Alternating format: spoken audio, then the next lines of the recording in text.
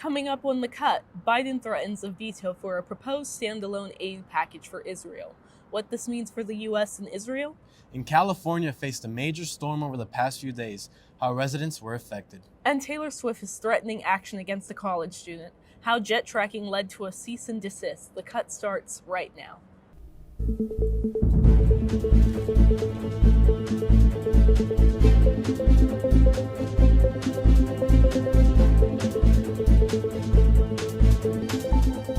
Welcome back. I'm Shira Bradley. And I'm Ernie Jimenez.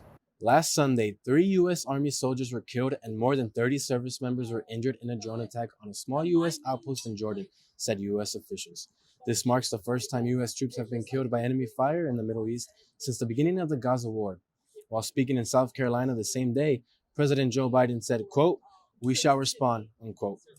8 injured service members were medically evacuated to receive higher level care, and the number of wounded is expected to rise as service members seek treatment for symptoms consistent with traumatic brain injury. Iran on Sunday denied any involvement in the attack, state news agency IRNA reported, citing the country's permanent mission to the United Nations.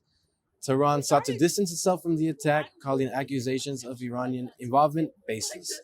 The killing of 3 Americans also comes as the U.S. and Iraq are expected to begin talks soon about the future of the U.S. military presence in the country. Following a school shooting in Michigan, the state set a historic precedent for the role parents play in school shootings. Here's Cut reporter Brandon Muth to tell us more about the court case and how the state plans to go from here. Brandon? Thank you, Shai. For the first time in the history of the United States, Jennifer Crumley became the first parent to be found guilty of involuntary manslaughter for a mass shooting committed by her teenage son, USA Today reported Tuesday. The 45-year-old Michigan mother was convicted by a jury on 4 counts of involuntary manslaughter for her role in the November 30th, 2021 Oxford High School shooting conducted by her son, Ethan, killing 4 of his classmates and injuring 7 others. Prosecutors during the trial argued that Crumley was aware that her son, who was 15 at the time, was struggling with alarming mental health issues. However, instead of finding him help, Crumley, along with her husband James, brought their son the gun used in the attack and attempted to escape when it became certain they would be charged for their son's actions. Craig Schillings, whose son Justin was one of the victims killed in the shooting, looked on stoically as Crumley's verdict was read. Schillings said, quote, "I feel most of all that the cries have been heard, and I feel that this verdict is going to echo throughout every household in the country. We have all work now. We all know that we are to be held responsible for anything that we do," end quote. James Crumley, who faces the same charges as his wife, is scheduled to go on trial in March. As for the families of the victims, they can only hope that this monumental verdict impacts how society views parents' responsibilities when their children handle guns and whether or not they use them in mass shootings. For the Cut Network, I'm Brandon Muth. Thanks, Brandon. We can only hope that the steps being taken that can help prevent more school shootings. President Joe Biden would veto a proposed standalone aid package for Israel, the White House said Monday. The White House wrote in a statement, quote, "The administration spent months working with a bipartisan group of senators to reach a national security agreement that secures the border and provides support for the people of Ukraine and Israel, while also providing much-needed humanitarian assistance to civilians affected by conflicts around the world," end quote. The bill floated by House Speaker Mike Johnson last week comes as the Senate's $118.2 billion legislative package, which would give the president powers to significantly restrict illegal migrant crossings at the southern border, as well as provide billions of dollars to Israel and Ukraine, faces mounting GOP opposition and pushback from House Republicans and former President Donald Trump. Johnson last week called on the Senate to swiftly take up the Israel bill, ratcheting up pressure on senators to abandon their efforts to keep Israel aid linked with other issues. On Monday, the White House called upon Congress to pass the broader national security package, calling the standalone Israel aid bill a ploy that does nothing to secure the border, does nothing to help the people of Ukraine defend themselves against Russian President Vladimir Putin's aggression. King Charles has been diagnosed with cancer. Buckingham Palace says that King Charles will postpone public duties after beginning regular treatments on Monday. Charles, who is 75 years old, remains, quote, "wholly positive about his treatment and looks forward to returning to full public duty as soon as possible," end quote. The type of cancer has not been revealed. It is not prostate cancer, but was discovered during his recent treatment for an enlarged prostate. No further details are being shared on the stage of cancer or a prognosis. Charles informed both of his sons about his diagnosis, and the Prince of Wales was said to be in regular contact with his father. The Duke of Sussex, Prince Harry, will be traveling to the UK to see him in the coming days. The number of immigrants crossing into the United States continues to rise. Co-reporter Abby Urich is here to give more information. Abby? Thank you, Ernie. 60 miles east of San Diego, there lies a 4-foot gap at the end of a border fence. The number of Chinese migrants arriving at the south border is unprecedented.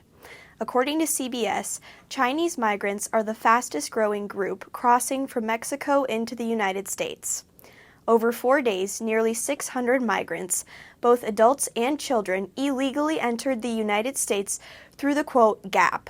Along with people coming from China, there were many from India, Vietnam, and Afghanistan as well. The Gap is a global destination as people from all classes have been crossing. Middle-class families traveled with roller bags and took flights all the way to Mexico.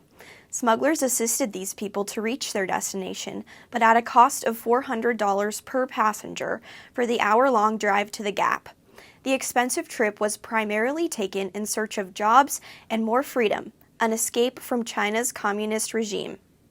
Most of these migrants found out about the Gap through TikTok, a popular social media platform.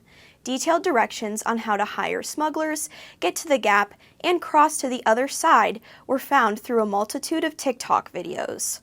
A nearby property owner claims he sees over 3,000 migrants cross each week into the U.S. For the Cut Network, I'm Abby Jurek. Thank you, Abby. We will continue to update you as the situation unfolds. A storm has left much of Southern California in ruins, and it's not over yet. A rare tornado warning was issued for San Diego County as Southern California takes a beating from storms this week, and the damage is extensive. Homes have been destroyed, and California residents are still preparing for more. The lingering storm system has battered California for days and continues to pose a flood risk for southern parts of the state. The tornado warning has expired, but residents can expect heavy rain and lightning. The San Diego region will remain under flood watch because of excessive rainfall, according to the National Weather Service. Residents in mountain areas are being warned about rock slides and rocks on the road. At least 3 people have died as a result of the falling trees during the storm. The public is finally getting answers on one of the most disastrous wildfires that happened in August of 2023. Co-reporter Kate Nakamura is here to share the details on the report. Kate? Thank you, Ernie. Maui police just released the first report about the deadly Lahaina wildfires that happened last August. Released on Monday, the report is the first examination into the 5th deadliest wildfire in U.S. history. In the 98-page report, Sergeant Chase Bell, who led the investigation, said that the purpose of the report was to, quote, determine what was done wrong, what was done right, and what needed to be done in the future for the island's police force to be better prepared for the next natural disaster. End quote.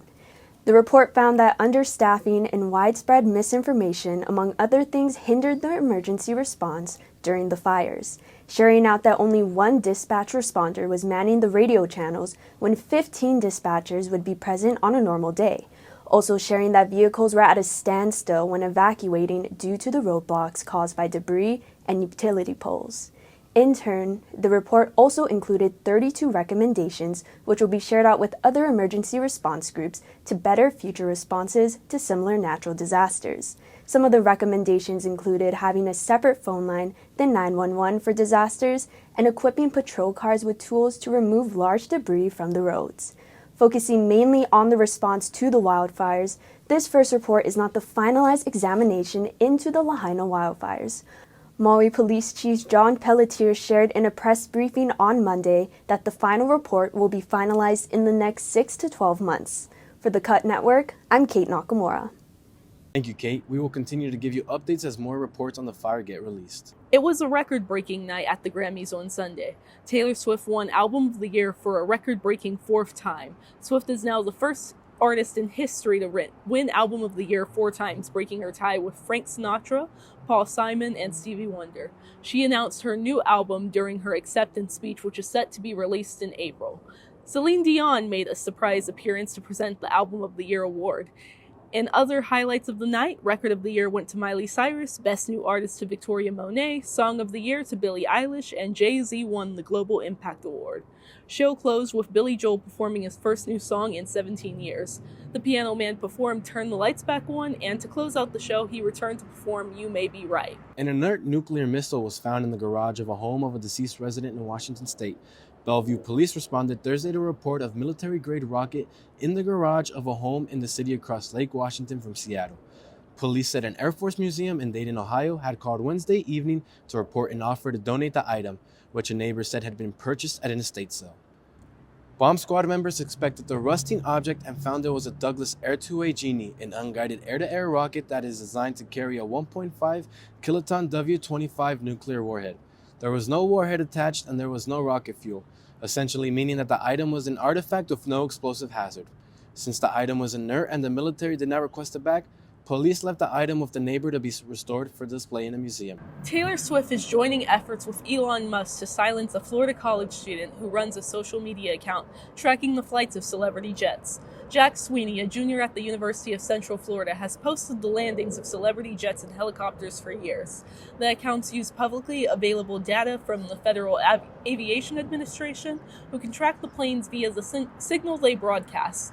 Twitter banned Sweeney in 2022 after sharing Elon Musk's, quote, assassination coordinates, end quote. In December, Swift's attorney wrote a cease and desist letter to Sweeney saying that Swift would, quote, have no choice but to pursue any and all legal remedies, end quote, to stop his posting on social media.